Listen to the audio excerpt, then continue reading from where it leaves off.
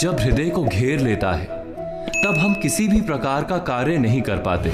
हमारा सारा जीवन जैसे रुक सा जाता है। इसी को कहते हैं शोक।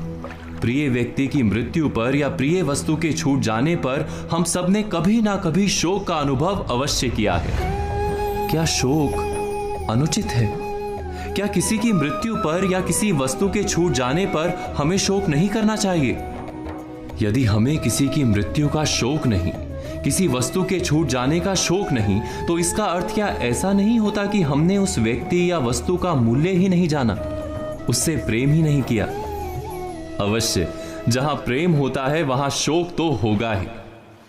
फिर भी सदा हमें शोक ना करने की सलाह क्यों दी जाती है?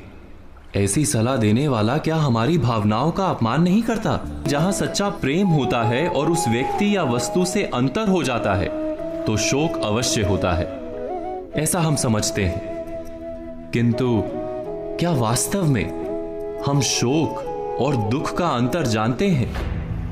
गहराई से विचार करेंगे तो हम समझ पाएंगे कि दुख गहरा होकर शोक नहीं बन जाता।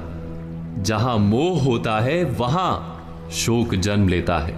अर्थात जब जब कोई व्यक्ति या वस्तु हमारे सुख का आधार बन जाते हैं तब उसके छूट जाने से शोक उत्पन्न होता है। विचार कीजिए, जब हमारे वृद्ध माता पिता या पितामह इनकी मृत्यु होती है तो क्या हमें गहरा दुख नहीं होता? क्या बार बार उस माँ बाप या दादा दादी का स्मरण नहीं होता? क्या उनके प्रेम का स्मरण करके हम बार बार आंसू नहीं बहाते? अवश्य बहुत ही गहरा दुख होता है, किंतु हमारा जीवन व्यवहार नहीं रुक जाता। वास्तव में परिवार के वृद्धों के साथ हमें गहरा प्रेम तो होता है, मोह नहीं होता, क्योंकि हृदय जानता है कि वृद्धत्व के बाद मृत्यु निश्चित है। इसीलिए हम शोक से घिर नहीं जाते।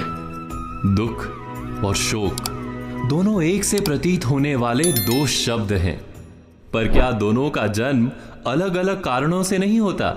विचार कीजिए, दुख का जन्म प्रेम से होता है और शोक का जन्म मोह से होता है। मोह से भरा मन सत्य नहीं देख सकता, किंतु संसार का तो क्रम है कि देर अबेर सब कुछ छूट जाता है। वस्तु हो या व्यक्ति, निकटता है तो अंतर भी होता है। जब हम ये एक बात समझ लेते हैं तो हम ये भी समझ जाते हैं कि जीवन में दुख स्वाभाविक है, शोक अनुचित है। वास्तव में शोक हमारे अज्ञान का ही दूसरा नाम है। इस पर चिंतन मनन अवश्य कीजिएगा।